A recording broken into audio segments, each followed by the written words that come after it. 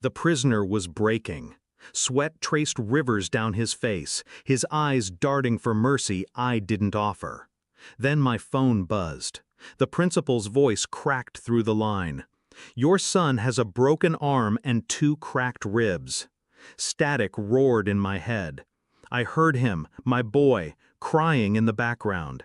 His words were thin, jagged, raw. A rich kid's father held me down. He said, "This is what happens when poor kids don't know their place." The interrogator in me froze.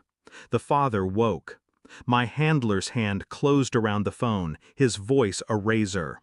"The target can wait. The jet is fueled. Go." I left the man in chains. My real war had just begun.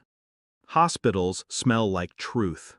It clings to the air, sterilized, unforgiving. I walked in silent, every step measured, but inside, every muscle screamed. My son's small body lay wrapped in plaster and bruises. His eyes lit when he saw me, then dimmed again under the weight of shame. I brushed his hair back. He winced. "Who?" My voice was flat. He looked away. The answer had already been whispered. A wealthy father, power, entitlement.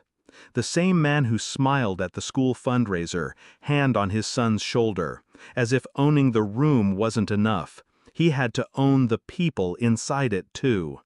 My wife stood in the corner, trembling. She tried to reach for me. I didn't move.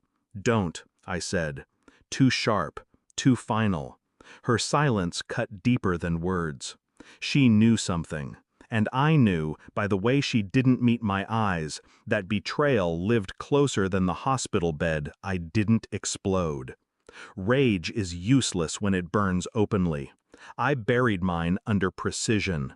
I started with the phone. Call logs, deleted texts, the fragments of conversations no one expects to resurface. Patterns formed. His number, her number, too many times, too many nights. At the house, I opened drawers she thought I never touched. Jewelry that wasn't mine to give. Receipts for dinners in places I'd never been. My son's voice echoed. A rich kid's father. It wasn't just cruelty, it was personal. DNA was next. My son's hair, a toothbrush. Silent tests run in labs that don't ask questions.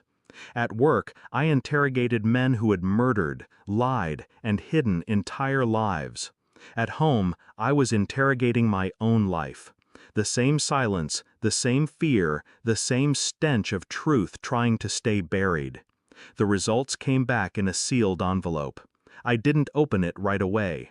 I let it breathe on my desk for 3 nights. I studied it like an enemy, waiting for the right strike. Because once I opened it, there would be no going back. The paper was thin. The truth was not. The DNA confirmed what my gut had whispered in the hospital room. My son wasn't mine. I read it twice, then set it down like a weapon I didn't need to hold anymore. The pieces locked into place. The stares at school events. The strange protectiveness of that rich man toward a boy who wasn't his. The way my wife had grown quieter in recent years. I walked into the kitchen. She was there, pretending to read. I slid the envelope onto the table. "Open it," I said.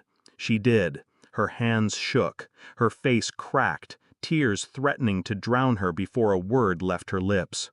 I stayed still, cold, composed. She whispered, "I'm sorry."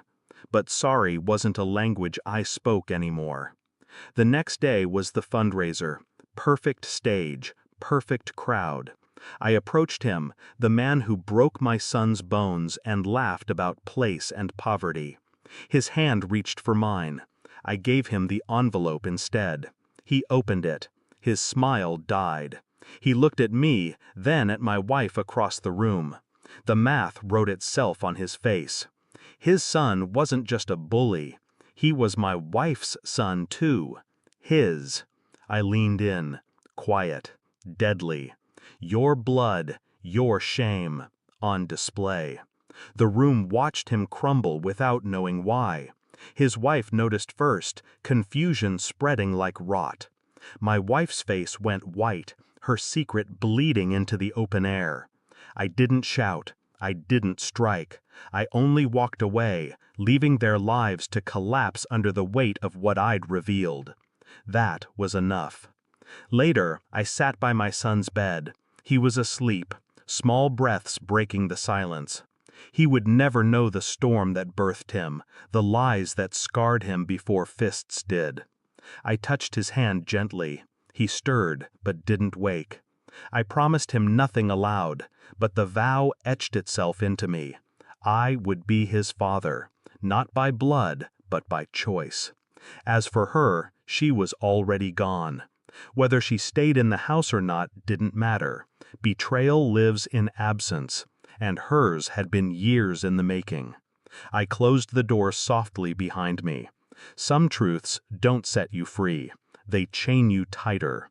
But I had learned to live with chains, and I had learned how to break them.